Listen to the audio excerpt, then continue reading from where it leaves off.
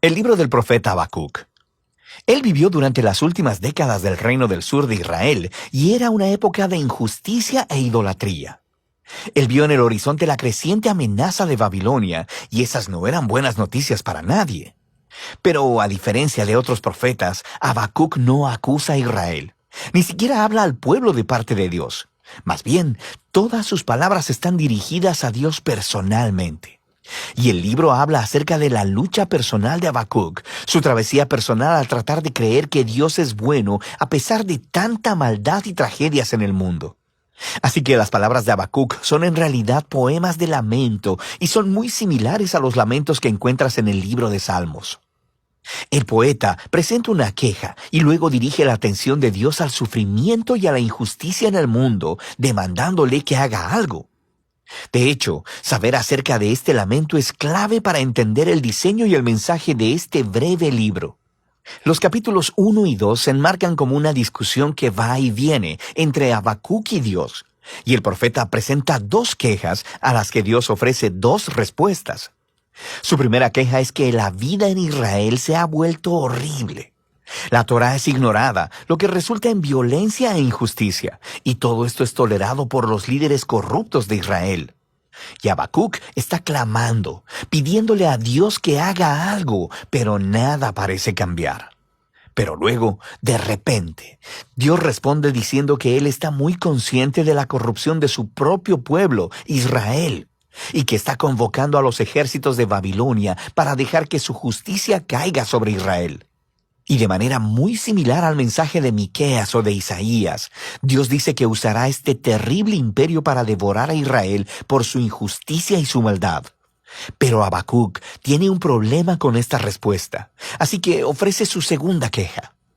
Él dice que Babilonia es aún peor que Israel, que ellos son más corruptos, más violentos, que han deificado su propio poder militar, que tratan a los humanos como a animales, atrapándolos como peces en una red. Ellos devoran a las naciones y a los pueblos para construir su propio imperio.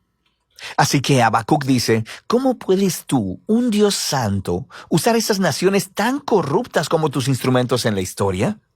Él demanda una explicación. De hecho, Habacuc se representa a sí mismo como una atalaya en los muros de la ciudad, esperando la respuesta de Dios que eventualmente llega. Dios le dice a Habacuc que tome unas tablas y un cincel y escriba lo que vea y escuche. Es una visión sobre un momento señalado en el futuro, y aunque parezca lenta su venida, eventualmente llegará. De hecho, Dios dice que el justo vivirá por su fe en esta esperanza y visión. Entonces, ¿cuál es esa promesa divina que Habacuc debe escribir? Que Dios hará caer a Babilonia. Dios dice que la violencia y la opresión de las naciones crea un ciclo interminable de venganza y que Dios usará este ciclo para atraer el auge y la caída de las naciones. Y el hecho de que Dios pueda, por un tiempo, usar a una nación corrupta como Babilonia no significa que Él respalde todo lo que hacen. Él hace responsable a todas las naciones delante de su justicia. Así que Babilonia caerá junto con cualquier otra nación que actúe como ellos. La promesa de Dios es luego elaborada en una serie de 5 ayes que describen la clase de opresión e injusticia perpetuada por naciones como Babilonia. Los primeros 2 son en contra de las prácticas económicas injustas, como cuando los ricos cobran intereses muy altos solo para hacer que los pobres permanezcan endeudados. Así que ellos acumulan su riqueza a través de métodos deshonestos. El tercer ay es una crítica a la esclavitud, a tratar a los humanos como animales y amenazarlos con violencia si no producen. El cuarto ay es contra el abuso del alcohol por parte de los líderes irresponsables. Mientras el pueblo está sufriendo bajo su mal liderazgo, ellos están de fiesta y desperdiciando el dinero en sexo y alcohol. Y el último ay expone la idolatría, el motor que mueve esas naciones. Ellos han hecho del poder y de la seguridad nacional sus dioses, ofreciéndoles lealtad a cualquier costo.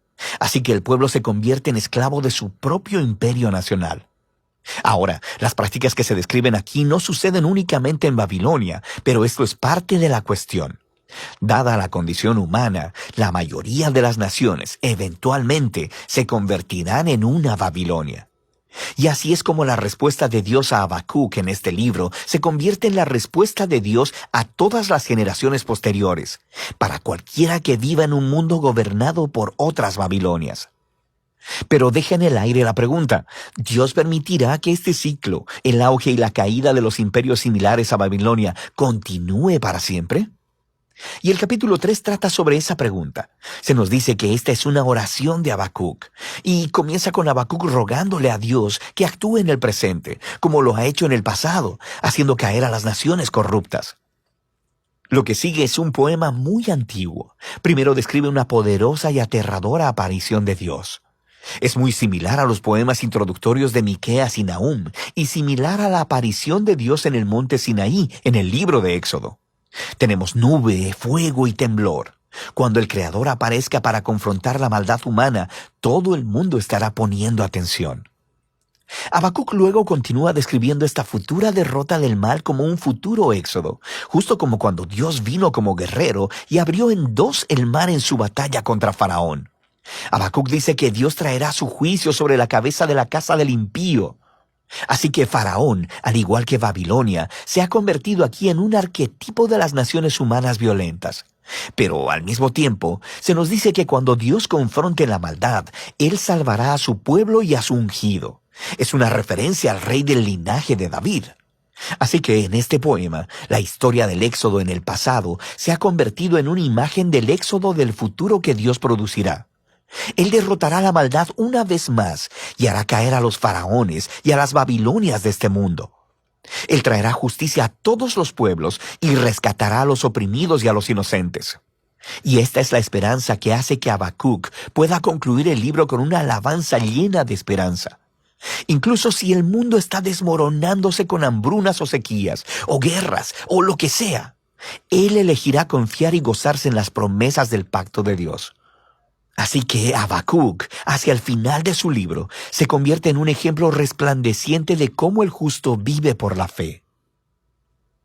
Habacuc reconoce lo oscuro y caótico que es el mundo y en lo que nuestras vidas pueden tornarse, y nos invita a un camino de fe, de confiar en que Dios ama a este mundo más de lo que nosotros lo hacemos y que un día Él enfrentará su maldad. Y de eso trata el libro de Habacuc.